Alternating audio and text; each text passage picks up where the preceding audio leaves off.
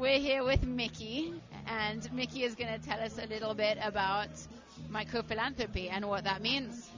Yeah, thanks. It's great to be here. The company I'm launching is called Giveability, and it's in a space that we call microphilanthropy, which actually has a lot of players in it right now. We've got really cool organizations like DonorsChoose.org, GlobalGiving.org that have already gotten out and started doing it.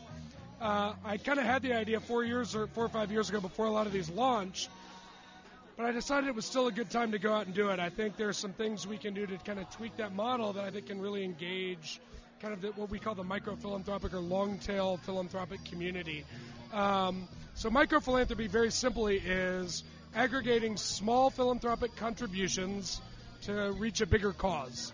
So if you get in kind of the social space, there are a lot of nonprofits, social entrepreneurs, others that, unlike those of us in the for-profit world, don't have a lot of access to capital. Organizations like the United Way do a really great job of engaging big nonprofits, but who's really there to help fund and start the real innovative space? So basically what these organizations do is allow these smaller organizations to post projects and raise funds through microphilanthropy, which is aggregating $5, $10, $25 contributions to reach a bigger goal. So anyway, the idea is basically to engage a new community of philanthropists to get involved and create innovation in the social space.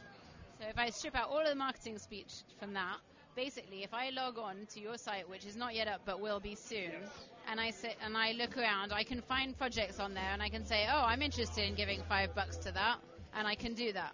Right. Really what we're trying to do is create an emotional connection with the donor.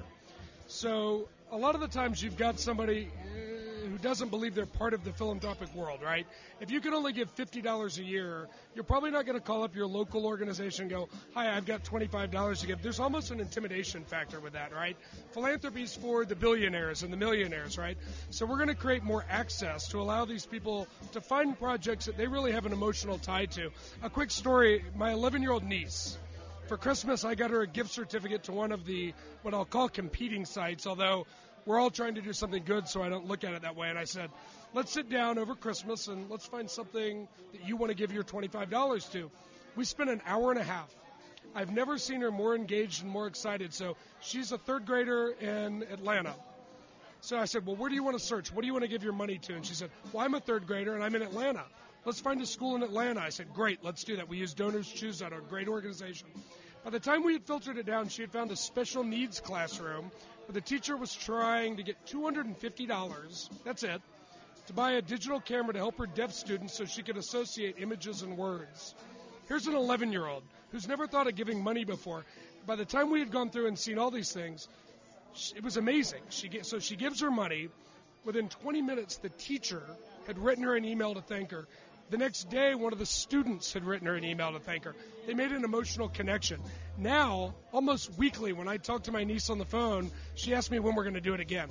So the power in all this is bringing all these people who don't feel like they're part of the philanthropic process.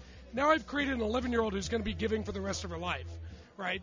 The only way I can kind of liken this back, when I was 8 years old, the Jerry Lewis Telethon. I watched it. That was the first micro-philanthropy, in fact, because telethons are essentially that. It's an easy way for people who don't feel like they're part of the philanthropic process to engage. I remember telling my mom I wanted to give to Jerry's kids, and I gave $5 out of my allowance. And I was hooked from that point on, so that's kind of what brought me into it. And what I want to do is bring more people into this space, because if we do that, we increase the pool of dollars going to social innovation, which I think is a really exciting thing. So if I'm a charity and I want to get involved, what do I do? Well, it's really simple. I mean, you don't even have to. What's great about what I'm trying to do, and again, we haven't launched yet. We're still in that phase of trying to put everything together. All you have to do is create what your cause is, what you're trying to raise the money for. Tell us a little bit about it. And then these organizations, whether it's in public education with DonorsChoose, third world country stuff with Global Giving, that goes up, and then we create the searches, and we go out and bring the donors to you. So finding things that people are passionate about, our job is to go find those donors. So what we're trying to do is make it very easy for the organizations to open up new channels of fundraising. Brilliant. Well, what have you found at South by Southwest that has really inspired you? Well, let me tell you what really did. And I come here every year. I'm from Austin, and I really love South by. But one of my favorite speakers every year, and I go see him because he always gets me really excited, is Gary Vaynerchuk. Y'all probably know Wine Library TV. Gary talks so much about following your passion, really being genuine, talking about, really putting great content out there, giving it away, and doing stuff that really inspires and gets people excited. If you do that, there's a big return on it. Fantastic. Well, why are you still sitting here? Go and do some good work in the world. I'm going to go have a Heineken. That's what I'm going to do. But we'll do some good work later this week. Excellent. Thanks so much for your time.